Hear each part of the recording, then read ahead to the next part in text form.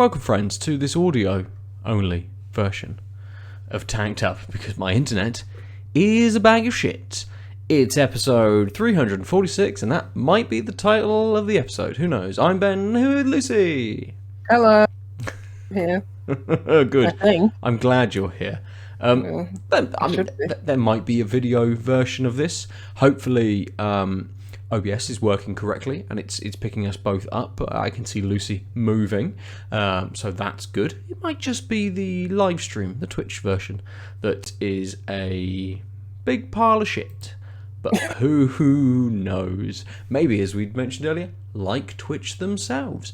But we digress. Let's do what we do every week and talk about video games over some beers. Lucy, what are you going to drink this evening?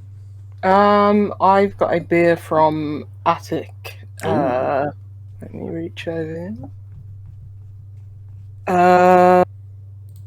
And Protokoll Brewery.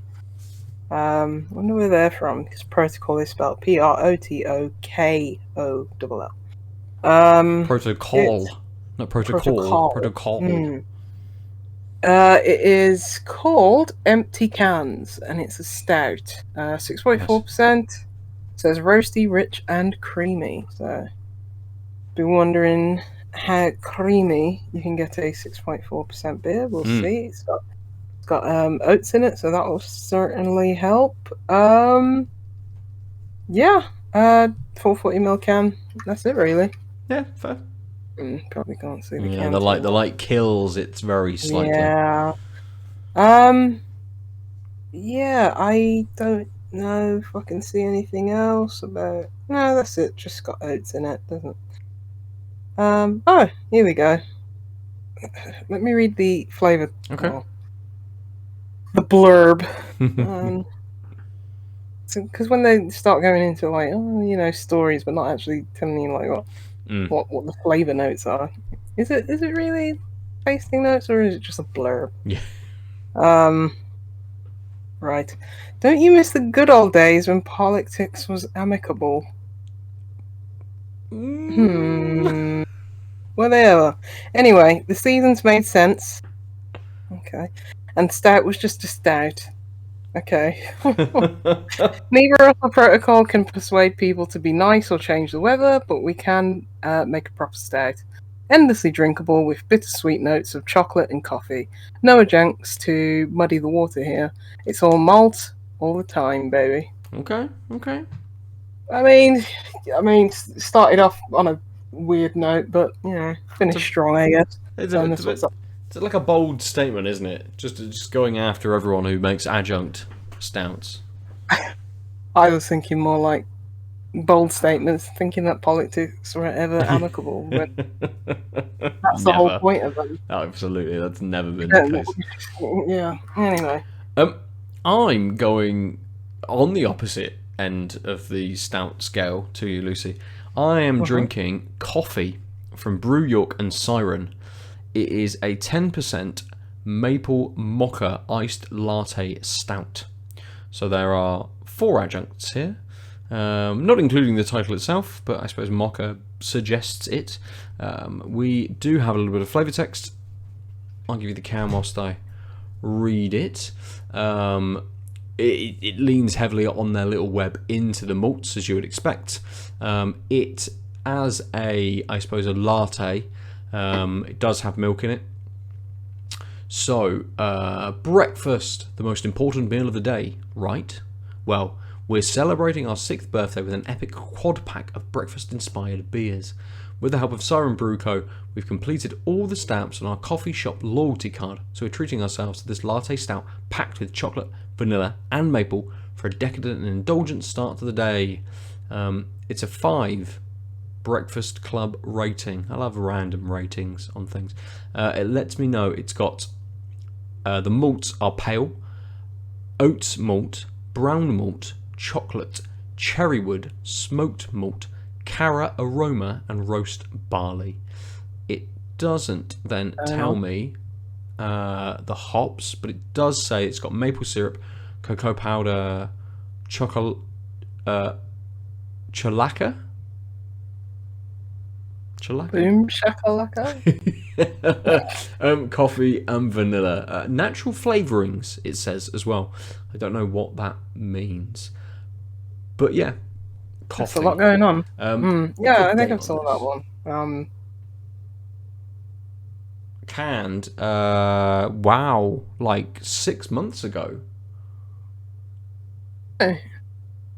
So this I is an remember older seeing beer, it. but it's a stout. So Yeah. Did you pick that up from like a supermarket or something? 'Cause I've definitely seen like No, Brew York. I picked this up from. Definitely picked this up from. It's not. I wouldn't call them a bottle shop. It's like a liquor place, right? And they've got a decent. I've probably mentioned them before, Pat's. But they've got a decent selection of craft beer down there. Lots of Brew York, lots of Pomona Island, a bunch of the Bristol breweries, Daya, and a few others. Vault City, they stock as well. So when I I think I've seen this in there before. But I'm like, I'm in that mood now. I'm in the heavy stout mood. Oh And yeah. I think this yeah. was probably I've been the there for a biggest few one. weeks. Yeah, this was the biggest one in there, I think. Okay. No, I ask is I'm sure I've seen Brew York collaborations in like I can't remember where I was last, like Morrison's or something like that. Or, Really? yeah, I mean I know that Brew York are in a few supermarkets, I think, but yeah, they have like Tonkoko stout there. I was thinking, it's you know, is it Morrison's? It must be Morrison's or something, where it's pick up 4 and get one of them, the cheapest one, free, Yeah. basically. 4 for 3. Yeah. And Tonkoko stout was there, and I was like, you know what? Instead of getting a 4% milk stout, I'm probably just going to go for a little heavier, not Northern Monk. God, what's their name? North Brewing Company. Oh yeah. Yeah. Because their beers are, genuinely awesome, and like they have like 6.9 and 7% beers there, and Yes. like, Yeah. I'll opt for one of those. Yeah, thank you. the supermarket do seem to have delved into the, I suppose, bigger IPA or light double IPA kind of market. There's lots of beers in there that are kind of that 6.9 to 8% on there. Even on their 3 for 4 kind of offers, and they're like $3.50 a can, something like that. I think that's how much. Yeah. So it is insane. I think, apart from Tesco kind of having dominated the craft beer supermarket market for a while, Morrison's definitely upped their game, and no one else seems to have quite come close. But we're going back now to like year 1 of the podcast. I always remember being like, let's take a special trip to Waitrose, the only Waitrose in Bristol. Let's take a special trip there because they've got like 10 craft beers, and we might have had 3 of them before, and they go, look, there's a Partisan, or something really random, or you get like a wild beer in a bottle that you'd never seen before. And it's like just the whole industry has come on absolutely leaps and bounds. But even in the supermarket space, it's just so like accessible, I suppose I would say. Whether people like beers, craft beers in supermarkets or not. And you should always support your local bottle shop and local stockist for everything, or even just the breweries themselves directly. There is a place. Absolutely. There is absolutely a place for supermarkets to carry, even 8% beers as well. Yeah. I wish they would carry some big old stouts as well. Some 11% stouts, like the Munson one I had. Like all the desserts. Every single if only. That's my dream, but probably a pipe dream. The Attic one, which Attic don't really see them in like many like little places in Birmingham or anything. Like I think Co-op used to, or maybe they still do. I haven't been to a Co-op in years. Stocked Birmingham Brewing Company's beers, so that's nice. But the empty cans. I don't know why I do it. I don't know why I buy stouts that are like anything less than like 9% because it's just usually like. Yeah, it's a nice beer. It's quite bitter to be fair. Okay. I think like the first sip was just like, oh, this is a bit boozier than, 6.4%. But it's just no, it's probably because that's my first sip of alcohol today. So it's like, you know, but yeah, I think it's not even the fact that they're a bit thinner or they're not as heavy or not as comforting in terms of their viscosity. I think it's more the flavor. I think it tastes a bit like weak cheap coffee, Right. and it tastes a bit Coca-Cola-esque to me, Yes. like that. And I don't like Aspartame. Yeah. aspartame kind of taste to it, and I don't like that. Pepsi's much better for a start, but but it's just like I just miss that sweetness, and I miss the sweetness and more than anything else. And it's not a fact that I like sweet beers. It's just that I think the extra alcohol, extra well, when you think more alcohol, there'd be less sugar because it eats sort more of it up. But it's just like that. It's everything, but I think more so the like flavor of it. I want something a bit more, with a bit more body, but also a just stronger taste. It's a bit wish-washy kind of like flavor, and that's not digging on like Attic because they make fantastic beers. They don't really make many stouts, to be fair, or even like many high percent beers in general. So I picked it up because it's like, oh, I don't usually have a stout from Attic, but shouldn't have really expected any different. That it's just 6.4% stout is just never going to be what I want. And that's why Brew York with their milk stouts, their Tonkoko beers, like whatever percentage their stouts have, I think they have that kind of like flavor to them, that sweetness that you crave from a beer that's just hasn't got that ABV. That's why I find like a lot of their stouts more impressive. At least for several years. Admittedly, I haven't had a Brew York beer in quite some time now. So yeah. I think it's one of the reasons why I picked up this Brew York, because I haven't had one for a little while. And in the mood for stouts, Brew York are known for being excellent at stouts. Siren, I don't remember. Siren do some excellent, like the coffee series that they do as well. Some excellent stouts. But again, I cannot remember having a Siren stout for a little while. It might just be the summer. I did have one in the kind of like early spring and sort of late winter of this year kind of thing. I think the last time I had them were when they sent some out to me to write their Caribbean chocolate stout and those. Was that this year? It was at least last year. At least.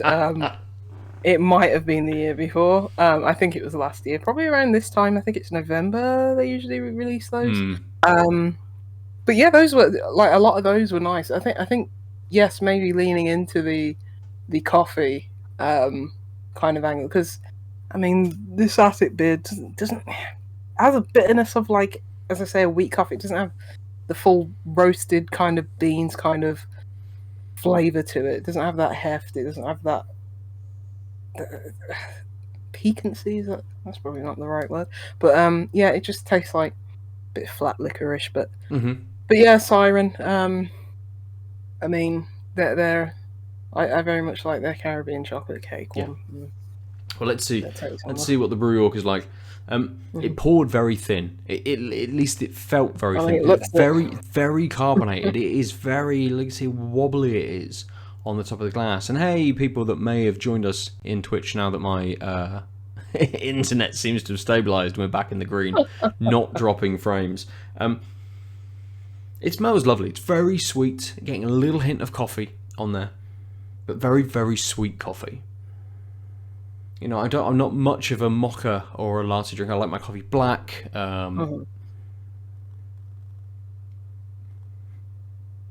But you're just getting that kind of. It's not I've added a like spoonful of sugar to it. It's not quite that.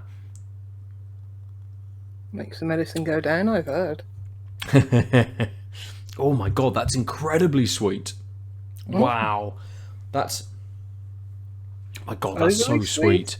Too sweet? Overly sweet. It's a little bit more Oh. viscous than the pour led me to believe. It's nowhere near as carbonated as the pour led me to believe. I had a big head at the start, loads of carbonation, all of those bubbles coming off. It's actually very smooth. Okay. Like a very light hint of carbonation at the front. But it smooths out a lot. And unfortunately, I'm not getting, in this initial kind of couple of flavors, a huge amount of coffee.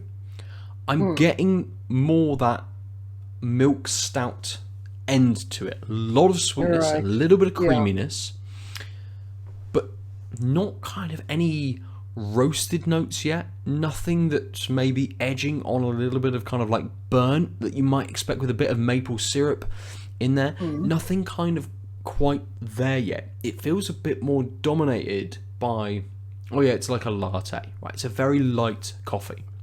Yeah. And I saying I only drink black coffee, I know what a latte tastes like because Kim has started drinking coffee, but incredibly, and she drinks oat milk, and she drinks about half. The coffee is half water, half oat milk, so it's a very, very milky coffee.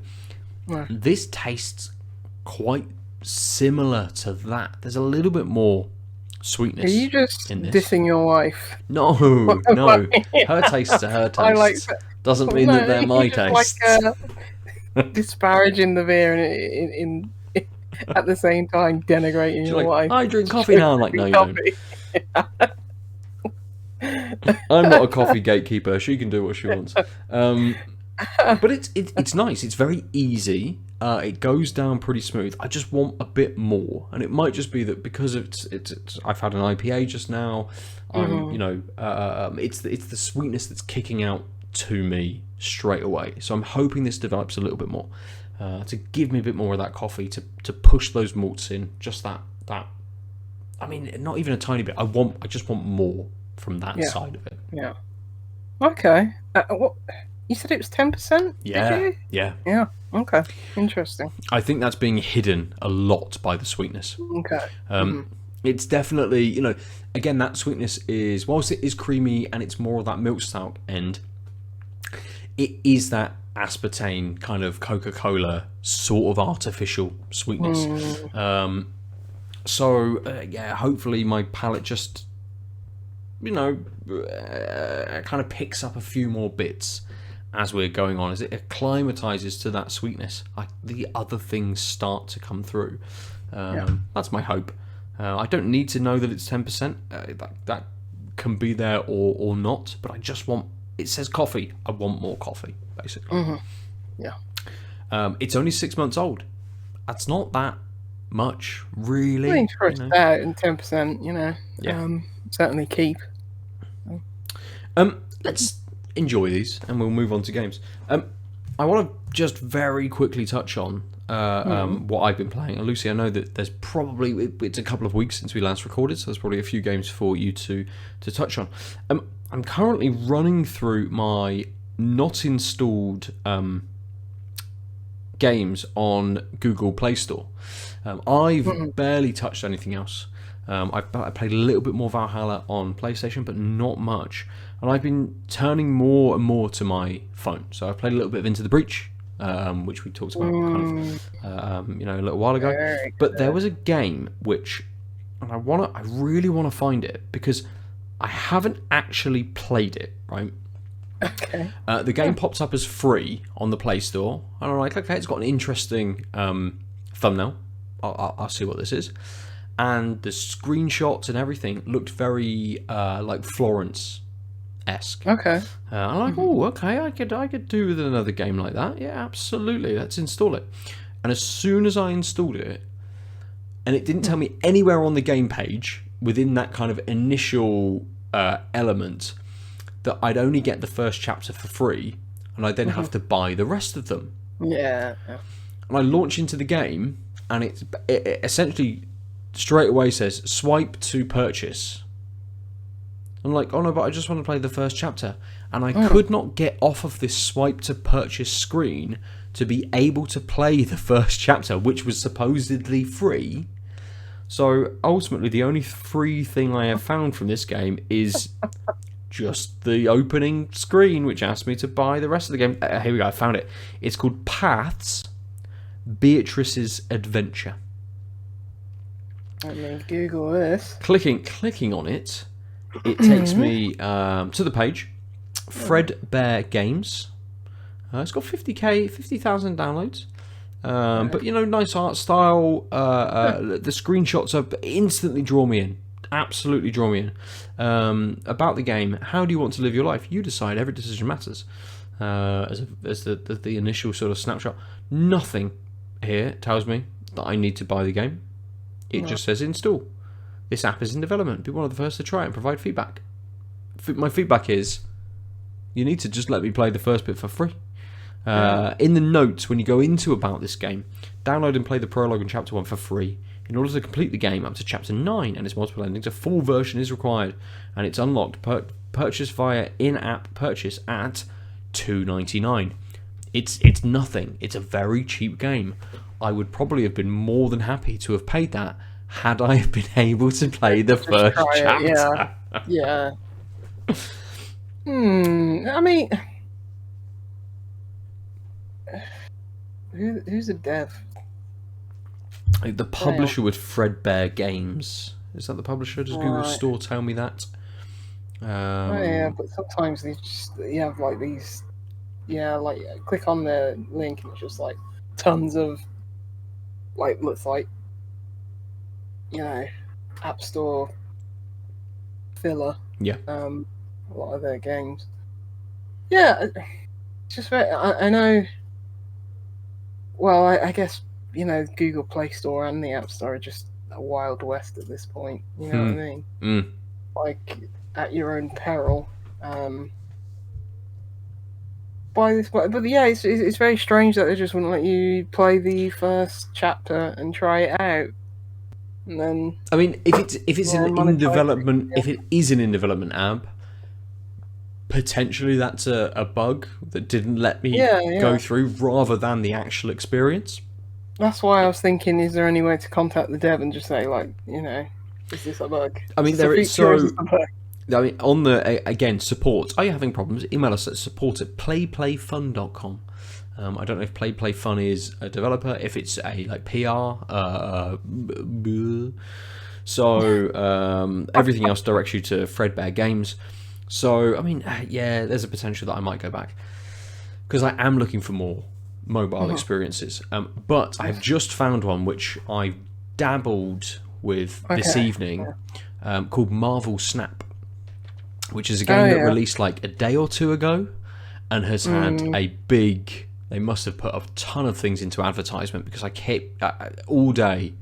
I've seen it advertised on like Facebook and places like that, and I'm like, well, I'll take a look. It's a card game. It's it's Marvel. I'll have a look and see what it is. What is it? Uno with Marvel characters. It's not quite Uno.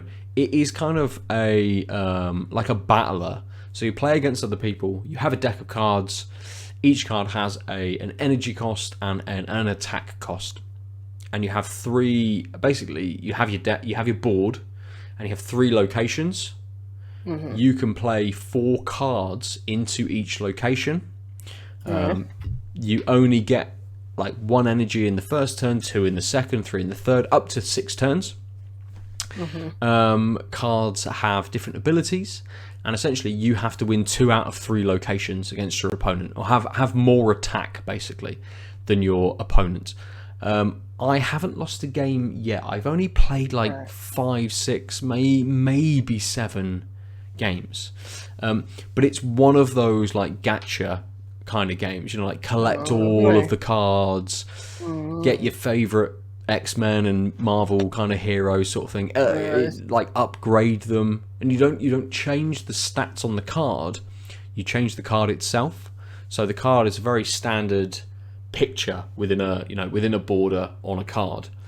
You upgrade it, and it becomes a what do they call it? Like an out of frame kind of card. So actually, the character jumps out of the card almost. So it's out of the frame. I've not upgraded. You don't have any new abilities, like getting a Nightcrawler card doesn't make you have more energy or damage or anything. It's just not that I've seen so far. It's only been cosmetic. Holy Christ. Or not even cosmetic, aesthetic differences. I mean, that's good in a way, because then it's basically saying like this isn't pay to win in that sense. But really, I mean, so you can. There are. I'll go. I will touch on it for a couple of minutes, but there are packs to purchase. You know, of course there are. That's how they make some money. But from what I played so far, it's competent enough that it has me going, okay, I'll just have another little game. You know, a game takes 2 minutes to play. It's a great little filler for when I'm, you know, bopping about with a kid, and they're asleep and I've got a hand free. Whether it needs to be dark because the kid is sleeping. You know, I needed something on my phone to be able to kind of play. And I could jump into the store very quickly. So the kind of the welcome bundle gives you, it's £3.09, which seems a bit of an odd cost, but it gives you 700 gold, an avatar, hooray, and a Captain America variant card. So yeah, absolutely. So every card has like a variant version of it, right? So there might be like the Incredible Hulk. The cost of the card remains the same, the power remains the same, but there might be 5 or 6 different versions of the artwork on the card, and then you upgrade the artwork on each of those cards to do different things. And as I say, I've only gone one stage with certain cards to say, oh yeah, the character, all they do is like zoom in on the actual picture, so the character pops out of the frame of the card, basically. But it's kind of, as I say, kind of competent enough that it has me going, I'll have a little go just to see. I have no idea how long that will last, whether I'll give it 2 more days, I'll never touch it again. Yeah, there's my bets are on that. There is absolutely the potential for that, but it, in a way, is also quite a broken game, because the connection with other players drops quite a lot. That's all right. I thought you meant broken in terms of like everything else. No. You just mean like just tech wise. You can go onto the game and it's like, here is your new card, and it will bring up the sort of the shape of a card, but it won't show you the picture on the card. And I've got no idea what the fuck this is. Well, that's like 90% of the point of this game, is it not? Exactly. Aesthetics. Yes. Aesthetics is the whole point. And when you can't see the aesthetics, and it does very much seem like people who like comic book art will really enjoy this game. People who like those kind of gacha, collect 'em all kind of games will like this game. People who want a competent card-based battler will probably find a little bit of fun with it. For someone who wants anything more than that, you're not getting that there. Marvel Snap will not give you that. It is as basic as kind of you could imagine a card battler. Yeah. So there you go. That's fascinating. Who knows if we'll ever return to Marvel Snap. I do enjoy that it's called Marvel Snap, and I was expecting more of a like matching game like Snap, but I assume it's more about like Thanos and the whole Infinity Gauntlet Snap kind of thing. Okay. You know, play on that sort of, and just picking. Oh, it's cards. Call it Snap, rather than it being anything to do with that actual game. Just another indictment of having kids, where you have to resort to playing Marvel Snap. Yeah, just don't have kids. I got two. I completely agree. Don't have children. Otherwise, you too, listener, could be playing Marvel Snap with your limited spare time. Kim and I were sat. I think was it last night? And I was like, what the fuck would we be doing if we didn't have kids? And she was like, enjoying ourselves. I'm like, yes, you're absolutely right. We would. So much. You could you could be on a wine tour in Napa. I don't know. Mate, that would be fucking amazing. And just a wine tour in Bristol. Like, fuck it, we don't need to go somewhere exotic for it. Just here. Don't worry. It's just around the corner. Give it another 18 years, you can do all of that. Snap your fingers and you'll be there, you know. I mean, I own a home. If the economy drops out, we're fucked. So, you know, maybe we won't. I mean, yeah, just sell it and move. I need to buy like assets. Does anyone know about any kind of, you know, digital assets that I might be able to purchase? Other than NFTs, I have some statues here. The only assets I own, worth nothing probably, since they're not in any packaging. Mate, yeah, I have nothing. Oh, just we'll absolutely launch into what you've been playing. I'm going to give you the whole next half an hour to be able to talk about what you've been playing. But Kim mentioned, it's my birthday very soon, and Kim mentioned, is there anything that you would like? And I'm like, wow, the Horizon Zero Dawn Lego set is fucking amazing. It looks great. She's like, that's really expensive. Is it 70? It's 80. Because they put the price up by £10. Like 2 months ago, when all of the Lego prices went up. That's crappy. Absolutely crappy. I went online and I found some for 60 quid. Yeah. You know, some websites are selling for 60 quid, and I will absolutely. And she's like, buy it yourself. You know, you'll get some money for your birthday from your parents or something like that. So just buy it. I haven't yet, because of course I haven't. You know, secondary thought kind of thing, but. I did search online, and there are people on eBay selling for £20, or might have even been £30, just the box and instruction booklet. I don't think it matters that your statues are out of the box, Lucy. People will buy fucking any old shit. That's silly. Yeah, it is. Because, like, instruction booklets, as far as I know from Lego, are just online. Yeah, they are. Like, yeah, absolutely. Yep. Doesn't matter how new the thing is, it's online. Yep. So as long as it's not... I mean, if you have a Lego, collection, but I don't know what... I get the box. Box, yes. 30 quid though for a box. I guess I get the instruction manual, but selling it on. That's for people who are like, I'm just going to shove some Lego in here and say, oh yeah, this is a real thing. And that's for people who are looking to make a profit. That's potentially. I've got Lego pieces. How much are they really worth?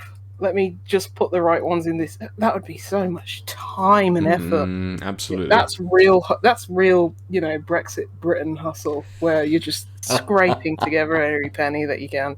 That is... Yeah, I wouldn't be arsed with that. Blame the Danes and fucking, move on. And it's like, no, it's the Danes' fault. They didn't give me enough pieces. So I'm just selling the box and the book. I think I'd rather sell my body. It was just that is so much effort to find all these pieces and put them in the box. It's like, no, man. But it's like, I like having my little Lego models kind of up and stuff. And it's none of the ones that I've kind of bought are chucked into Evelyn's big box of Lego with all of the pieces kind of thing. Everything is sort of separate. All of the spare bits I've chucked in with her kind of bits. But yeah, I'd be like aghast if she's like, "Oh, Daddy, I've taken this one apart and just put it with all of my Lego." I'm like, "Well, I'd enjoy making it again, but now I have to fish through all of this fucking Lego to find the bits." I mean, I've always just reconciled my relationship with Lego. It's like, once I build it, that's it. I've had that enjoyment. Absolutely. It's a very expensive, kind of 20 minutes. but it's like, You'd be good if you get an hour out of it. Remake it again. Yeah, I'd rather just buy a new set than Yep. grumble together. But again, Lego's nuts, right? For the same price as a video game, which you might play for 10 hours, you get 30 minutes out of it, and you put it on a shelf, and you never fucking touch it again. Exactly. Yep. Exactly. Like, it's one of them things. Yeah, it's one of those. No one things. complains at Lego about longevity and these ridiculous terms that are just associated with video games. You can give it to, you know. The thing is that you can give it away, like yeah. You know, like unlike your digital library, say, Well, that's you can absolutely give away your Lego. Just whoever's sad enough to want it. I mean, or not even give it away. I just have this on my shelf forever. Unlike my digital library, which might just disappear at a moment's notice. Yeah. But like everything, we'll always have the memories, hopefully. You know? Let's talk about video games. Yeah, come on, Lucy. What have you been playing? Well, I don't know if you know, Ben, but I like point-and-click adventure games. Oh, do you? No, you've not mentioned. How have I not? Yeah, and I've just been on a kick. I've been playing a few more. Nice. I spoke about the excavation of Hobbs Barrow 2 weeks ago now. And Return to Monkey Island. And I think it's a good state of the genre that, you know, managing to play. There's always ones coming out, but, you know, quality may vary a lot of the times. But the last couple of ones that I played are just, you know, just really solid. Nice.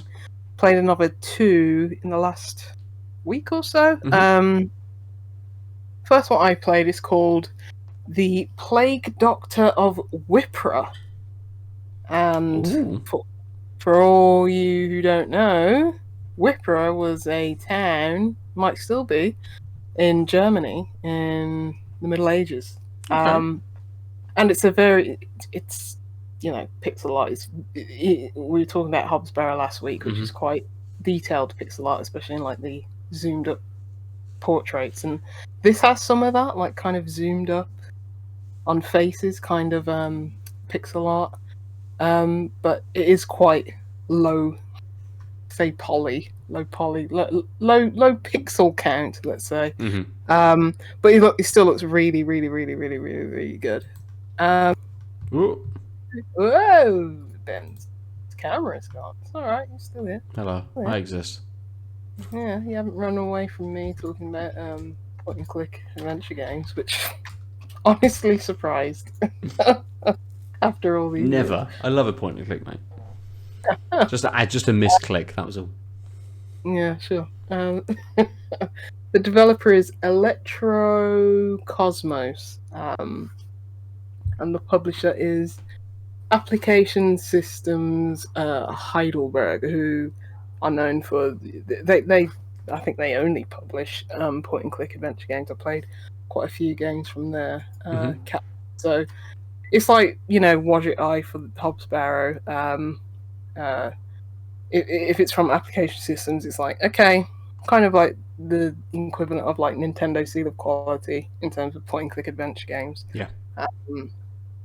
But yeah, this I think it came out last week, 5th of October. Was that last week? No, we're like in the 20th now. I don't even.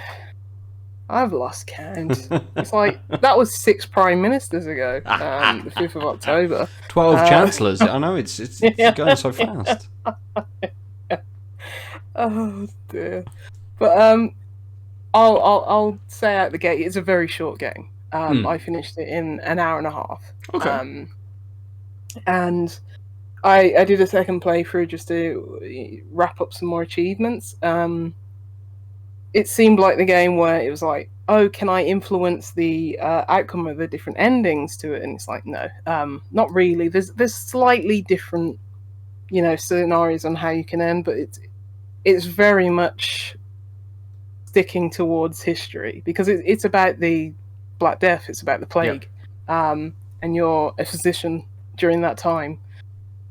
And I think it's one of those games where it's like, this has come out probably at like the perfect time. I mean, I don't know when they started developing it, but it just seems like we're obviously still in a global pandemic, despite people, thinking we're not. Mm-hmm. But I think we're far enough removed from, case zero, that it's like it can shine a lens on the fact that we haven't learnt anything in 1,000 years.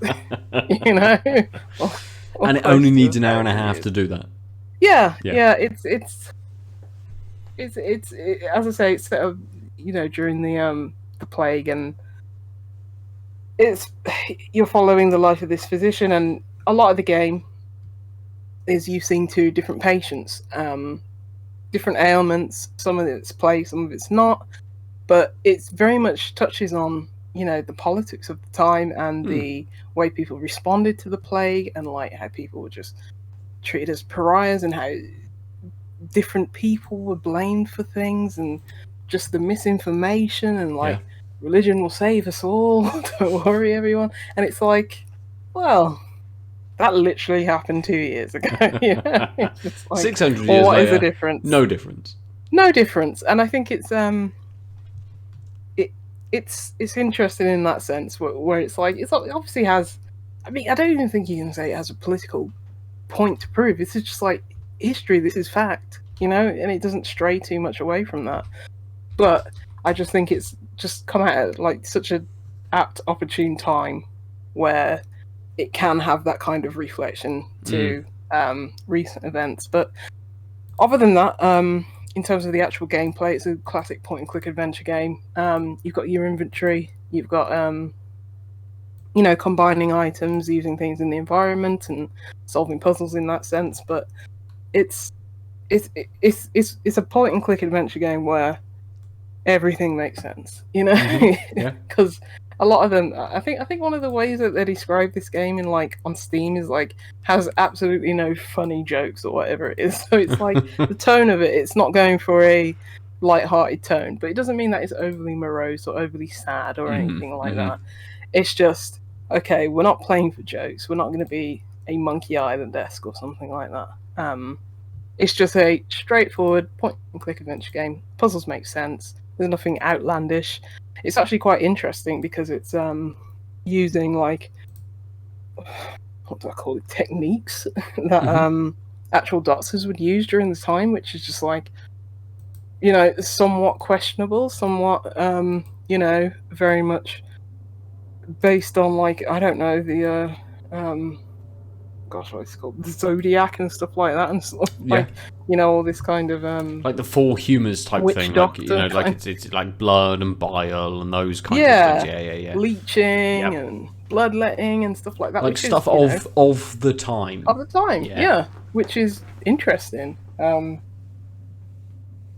and historically correct. But yeah, so that was interesting. It's like, you know about things like this, but actually seeing it, like, even though it's pixel art, like portrayed in such a like graphic, not overly gory or anything like that, but as I say, some of those close-ups and stuff like that, but and it's like true to the time and the history and the accuracies of that time. It's just like, it's a different take on a point-and-click adventure game, something more serious and something more, shining light on historical events. And I think it was really good. I really enjoyed it. As I say, I went back and played it again just to get all the achievements, and I wouldn't have done that if I hadn't enjoyed the game. But yeah, I really liked it. Nice. I was just having a look kind of on Steam at the game and the devs and the publishers and stuff. The previous game that Electrocosms made looks like a Diablo, like, with very kind of World of Warcraft-esque kind of graphics. Very, very different to what they did before. So it'd be interesting in how potentially the developer has influenced what they have been looking to produce, or whether, as you say, it is kind of a game of the time, almost. You know, there's a bit of a resurgence in point and clicks. Yeah. But it did get me to have a look at a game which I have never heard of before, called Unforeseen Incidents, because you can buy a bundle, and a game that came out in 2018, which seems to have just an absolutely amazing art style to it. Yeah. It's just it's been in my library, and talking of the plague and stuff like that, and pandemics and stuff like that, and the apocalypse. Yep.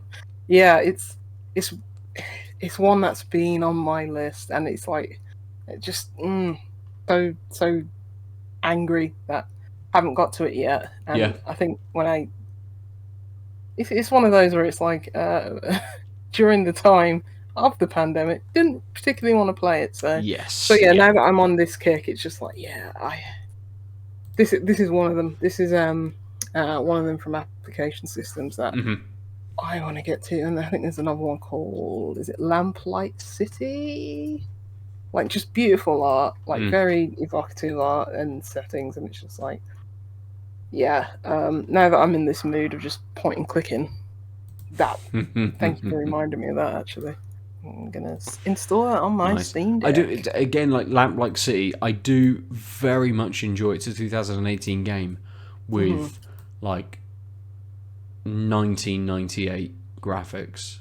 I mean, not even 98, 95 kind of graphics. It's that comic book style kind of. Almost. It's when you get those, like, again, it's as kind of like Watch Your Eye do with the developers that they help, kind of with those incredibly detailed close-ups. Like, you might get that from something like Blasphemous or something else, but these really kind of like gory, unsettling kind of pixel art close-ups. Whereas everything else is so like far removed. You know, the person's over here, and you get the environment and stuff. It's like, oh, it's like made up of, that person's made up of maybe like 100 pixels on the screen, and then suddenly their eye is like 2,000 pixels. So Lamplight City isn't pixel art. It has that weird late 90s smoothness to it. Almost, it is pixel art. But it's so high resolution, I suppose, pixel art. It looks like a graphic novel kind of look to it, it looks good. That might be the next one on the docket. Nice. Yeah. I think, again, you could finish your year out just playing Application Systems games, essentially. Lord willing. You have the power, Lucy. Have the power to just do that. I do. And what else have you been playing? The other point-and-click adventure I played was a game that's come out very recently, as of this week, yesterday, I believe. Ooh. Or 2 days ago. What day of the week is it? Nobody knows. You're listening to this whenever, listener, so who's to tell? But it's called, appropriately so, Lucy Dreaming. Which, bit of a weird name for it, but I mean, it's got Lucy in the title, so it's obviously good. Insta-buy. Just yeah. I also received a code for this game. I am not Lucy. That's not Lucy, not involved in said game. It's not my likeness, because it's the protagonist is a 10-year-old white girl who's from like Yorkshire, which sadly I'm not. You've never been either, so it's Have I ever been to Yorkshire? I don't know, actually. Damn, I might have. Anyway, it's very British, which I love, though. Right.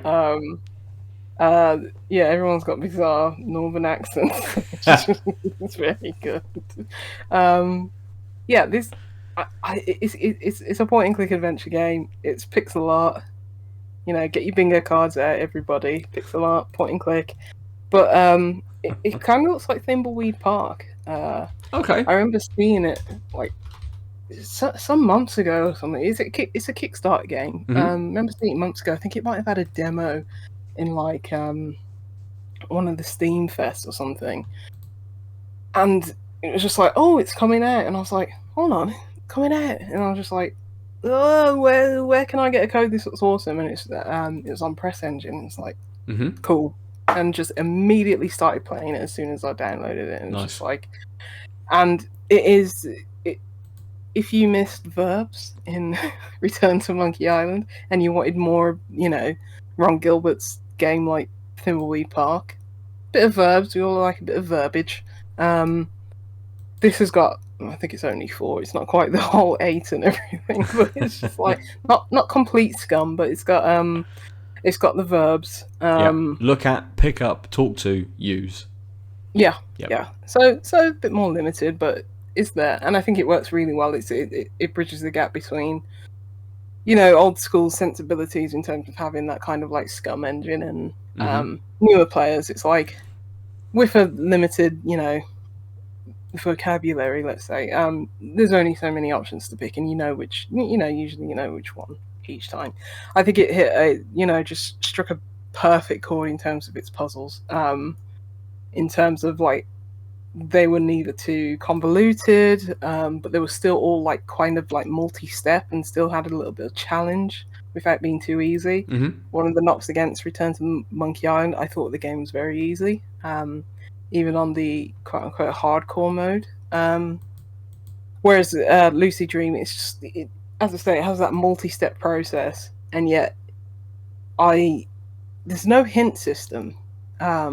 The only kind of like hint thing there is, which they class as a hint system, because there's a little question mark and you hold it and it'll just highlight there's so many interactable items on every single screen, but it will only highlight the ones that are actually essential to like your quests. Okay. So that's their kind of hint. It's not like quite of,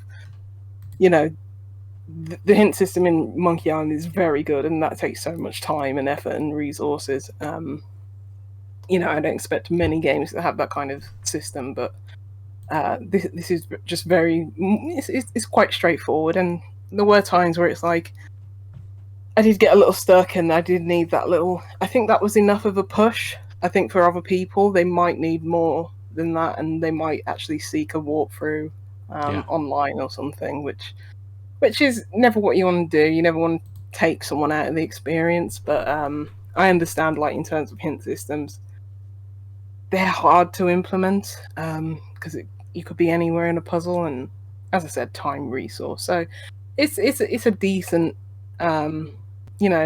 in between middle ground compromise in terms of that kind of like hint system. But the whole concept to the game is you're this 10-year-old girl called Lucy. Just keep having these recurring nightmares, and you want to like figure out what the reason for that is. And it's got a very unique kind of hook to it, where you're not only doing things in like the real world, every now and then you have to go to sleep because you want to confront these nightmares, and in doing that you get transported to all these different worlds in her nightmares. And there's there's separate puzzles in those. There's extra inventory, like a separate inventory for the dream world as there is for like the real world. And at times, like, knowledge learned in the dreams, because it's all their subconscious. So one of the first puzzles is, she has an email, but she can't remember a password to get on her computer. She finds that in the dream world because it's in her subconscious. So yeah, it's got that kind of back and forth, and it's a really interesting way to frame all these different worlds whilst having a grounded section to the game, and also very fantastical part to the game. And yet it just works really well. The puzzles flow, just so good, and and there's a lot of puzzles, but they all make sense.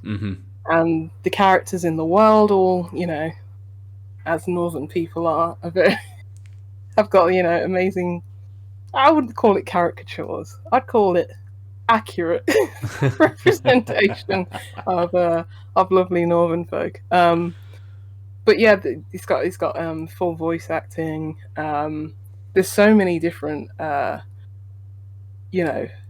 environments to go through, and there's so many little details. And one of the things I didn't like about Monkey Island is like you could only use certain objects on certain items, and then that doesn't expand the possibility of like having the character say why are you using this item here, and having a little quip, a little bit of dialogue for that, whereas this does. And it feels like, as someone who's played a lot of point and click adventure games, you can tell where it's like budget has constrained how much dialogue we can record, how many different things that we can account for players doing this weird thing or that weird thing, or it's like, oh, you're almost on that idea, maybe we just need to give you that right nudge and you need to record extra dialogue for that, or you've done something slightly out of order and it's like the character has to say no, go do that first or something like that. And so many games are lacking that, but something which obviously doesn't have the budget of a Monkey Island game can still afford to do that. It's just very impressive. And this game has that in spades. So nice. I really like some of the again Steam screenshots that they use. Firstly, that it says it's a splendidly British point-and-click comedy adventure, and then one of the first screenshots is "Talk to Giant Crab." I'm not sure I've seen many giant British crabs around, but the next one is a pub. And this absolutely looks like mid-80s social workers kind of club. It's clearly Foster's and Carling on tap. There's it's an ill-placed dartboard. There's CFAX on the CRT screen hung off of the wall. Like that's an incredible image. Yes. To sort of just draw people in to go look at the detail that we have actually thought about and that we've put into this experience. It's set in the early 90s, and they've got all that. They obviously call these things obviously have pun names for all these different brands and stuff. But and I don't know, like I like that. I think it's funny, even if it's like it doesn't elicit even a laugh or a little chuckle from me. I just find all that very funny. I find it endearing. I don't find it hokey or anything like that. I like it. Maybe mileage may vary in that sense, but maybe if you weren't born in that time, maybe it'd be like, oh, come on, grandmas and grandpas, Yeah, potentially. I like it. I like it. I very much like it. I would completely agree in that actually maybe a younger audience might not pick up on a lot of the things that are being at least conveyed on the Steam page that I'm kind of getting. That it does seem much more aimed at a kind of veteran point and click audience. Yeah, and it's not. There's nothing in the context of the puzzles that would prevent you from not being able to solve them if you don't have knowledge of that era. You don't need to know like Motley Crue lyrics or something like really obscure that might relate to the games. I don't think so, unless you're like, oh, I don't know what a cassette player is. I don't know what to put. But sure. Then you have much bigger problems. As in, you're 12 and I don't know how you got this credit card in the first place. That's the kind Santos El Jalpa. Oh, well, the kids won't get that reference, will they? But yeah, it's delightful, and I think it's. Obviously, I have the nostalgia of Monkey Island, and what's even great about this is that they got the guy who voices Guybrush in this game to just have a little cameo. Oh, nice. Dominic Armato, and I love the voice acting in this game, but when you start hearing him, it's just like, wow. You can still tell the quality in terms of veteran voice actor versus someone we got for a Kickstarter game. No offense to those actors, but it's like kind of different league. People starting their career versus people well established. Yeah, and probably maybe just relatives who are like, "Can you just put on a vaguely northern accent for us, please?" Lord, mate. Being part of that. Oh, mate. We need to to absolutely make a point and click Brummy based game, but don't get you to do it at all. Just get me and Adeline to do all the voices. Like, all right, mate, yeah, from Dudley, and it's just like, yeah. Please, how come nobody's done that before? There's a game called Yorkshire Gubbins, which is a point-and-click adventure game, pixel art, which is very Yorkshire, made from someone from Yorkshire. And it's like, yeah, if you think this is like has northern sensibilities, play Yorkshire Gubbins. That is almost offensive in how brilliant. In how Yorkshire it is, but yeah, it's super good. Like, as I say, it's a testament to the game where it's like, yes, I have the nostalgia from like Monkey Island, but I think as a point-and-click adventure game, like, this is more of what I want. This is more in the style of what I want. Like, Return to Monkey Island is very much for a catered to a wider audience, whereas like me as a point-and-click adventure fan, and my brain is broken in a very specific way, and I can just do these puzzles. I know several puzzles ahead, and it's still fun figuring them out and doing them. This is more to my liking. This is more to my style. Nice. And so yeah, it's buy this. I'd say buy this over Return to Monkey Island. Return to Monkey Island will always be there. It'll sell. It's already sold a lot. Go show your love for people who not only obviously love the style, get what people want from it, but make an exceptionally competent game as well. Just go play this. Nice. Good. And a lovely place to finish for the evening. We'll jump back into beers. Go on. I will just briefly say, I only started it today, and I think I've only played an hour. God, it'll take me the next 10 minutes just to say what the name of this game is. It's a Warhammer game, Ben. You know Warhammer. Oh, I do know Warhammer. Is it a recent Warhammer game? Yes, came out today. Oh, it's the Orc side-scroller one. Yeah. Because I don't know anything about Warhammer, Ben, but I know about Warhammer 40,000, Shoot Us, Blood and Teeth. Yes, okay, yep. Which is a 2D side-scrolling Metal Slug-like. So if you want me to be interested in your Warhammer game, I know nothing about Warhammer, but I know I like Metal Slug. Give me this. Yeah, it's because when I first saw it, I was like, this looks like that game, Gun Scoring Cannoli. Yep. Which I think I spoke about 1 and 2 on the podcast. Where is it? Yeah, I definitely spoke about the second one on the podcast.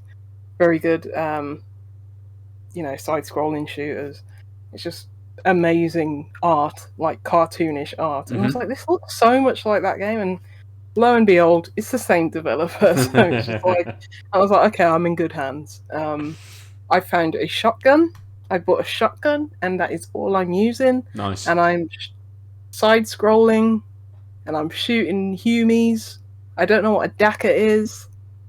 No idea, but I'm enjoying it. It's like a 2D. It's just like I need more Metal Slug in my life in general, and that tactics games are pretty good. But if they're not going to give me an actual Metal Slug game, I will settle for Warhammer.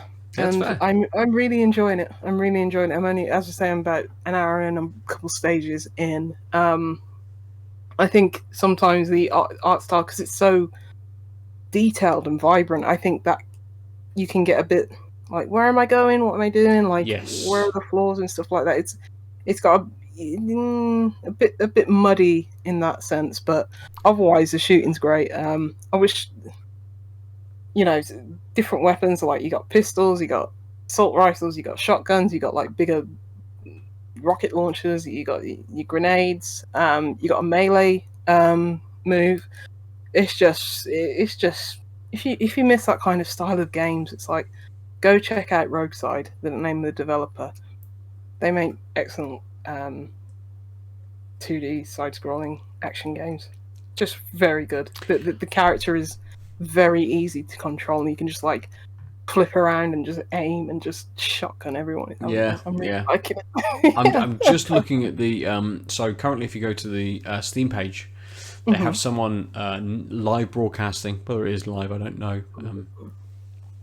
But one of the developers playing the game, and it looks very, very easy to control. Like there's a smoothness to sort of a fluidness, I suppose, to the controls, which just make it look very easy. Absolutely, and I think if there's anything you could say about Gun Scoring Cannoli, it's probably sometimes the character was a bit too heavy and a bit too slow, whereas this, you can just jump all over the place, and I'm finding it a bit easy at the moment because you can like jump and there's a dodge as well, and you can get out of danger pretty quickly, but doesn't mean it feels any less satisfying. Especially when you get like a headshot and then you just see like bone, like nice. Shoulder up, and it's just like it's good. I don't think there's going to be much in terms of depth. Like you can go to the shop, you collect currency on the way, and you can go to the shop and buy new items, new cosmetics.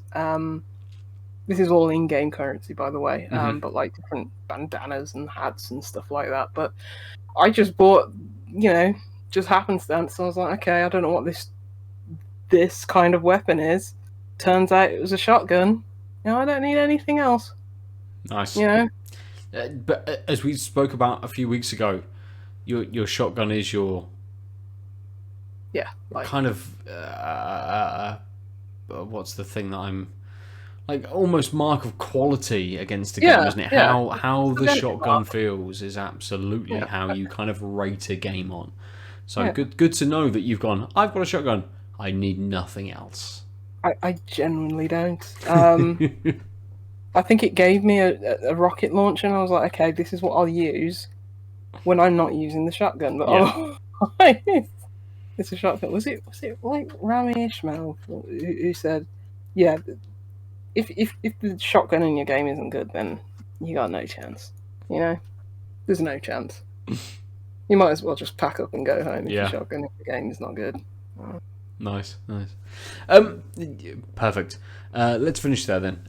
Return to our beers for a moment before we wrap up. Lucy, how did that Attic collaboration beer sit in the end? Was it very similar to the beginning? It's alright. You know what I mean? It was alright. Mm-hmm. Do I have to elaborate? No. If you want to, that's fine. No. I think it's a very, very well made beer. Like, it's just not what I want. I want a stout that has. I was going to say Girth then, but that's. I want a stout that's stout. Yeah. Just thick. This is getting. Let's carry on. I mean, don't we all? It very easily leads me into the Brew York. I think with this, I wanted something that was a bit bigger. I didn't. Innuendo now. We need the. I'm going to use my hand. So if you're not watching on the video, you probably should. We need the girth, right? We need that girth.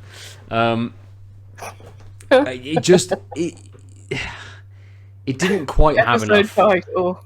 We need that girth. It didn't quite have enough. The beer didn't have enough.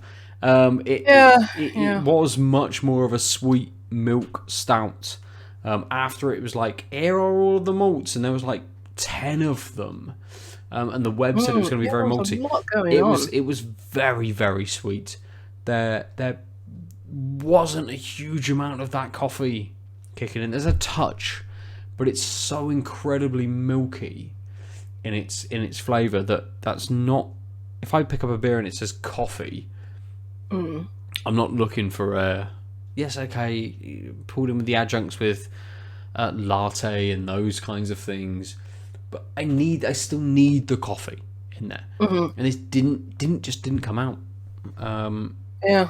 So we're pro adjunct here, aren't we? I mean, we are pro adjunct, absolutely. Yeah. But the adjuncts, maple mocha iced latte stout. If this beer had just been called stout, then absolutely this does exactly what it says. But it's called coffee. Yeah. So Yeah. You want that coffee? I want a bit of coffee in there. Yeah. Oh well. It's not an L, but it's not a... No, absolutely. It's not a bad beer. It's not a Yeah. loss for the week, but could have been better. And that's fine. Yeah. It's always fine. Yeah. Dear listener and viewer, if you have drunk any stouts, if you drunk any beers that you want to tell us about, we are at Tanked Up Cast on the socials, or you can email us tankedupcast@gmail.com if you need a little bit more than your Twitter characters to do so. I'm at Nova_47. Lucy is Juicy Loose 9. If you want to play games with us, give us a shout. No one's got any time. Some of these games we're talking about are single player. But Yeah, that Warhammer game is I think it's up to 4, so that's cool. nice. Oh, that would be good. Or maybe we'll try and find some time for it. Who knows? Yeah, maybe I've got no time. Adel hasn't even got internet, so who knows when we will actually be able I've to got play all the time. Yeah, So. who knows when we'll be able to play said game together. But give us a shout. Come and hit one of us up and join us in our Discord to come and chat with us on a continuous daily basis about games, beers, movies, TV programs. Lucy, I need to talk to you and Adel about the Castlevania Netflix show because I've just been watching it, and I know you two had a good chat about it on our older podcast, Geek Out Weekly, which is still available, I would assume, everywhere. But yeah, it's fucking good. How far are you into it? Are you? I am about halfway through season 4. Oh, okay. So I'm nearly finished. Yeah, nice. But it's very, very good. We'll talk more about that at another point. Who knows? Maybe we'll be talking about some kind of Castlevania live stream, as Konami seem to actually be doing something and giving a shit about games again. Who knows? You know what? I'd rather them mess up Silent Hill first and then just not even bother to touch Castlevania. Because, I like Silent Hill. I don't love Silent Hill. That's absolutely fair. I've only played 1 and 2. Yep. Which, looking to download the enhanced edition after that stream because I started playing it and I had to wipe my computer, so I might download it again. And that's fair. Yeah, do. Yeah, definitely. I need to replay Silent Hill 2. If you can replay Silent Hill 2, replay Silent Hill 2 rather than the now much advertised Bloober Team remake of. Yeah, I saw it and I was like, this doesn't look that good. Yeah. Let's hope they take more care with Castlevania. Anyway, that's us for this week. I think those are all of the places. Go to outoflives.net if you want to look at all of our other thoughts, other contributors and what they think about video games, TV, movies, and those sorts of things. But that is everything. Rate and review us. It's always incredibly helpful. But thank you for joining us this evening, and we will catch you again very soon. Bye-bye. Ciao. www.outoflives.net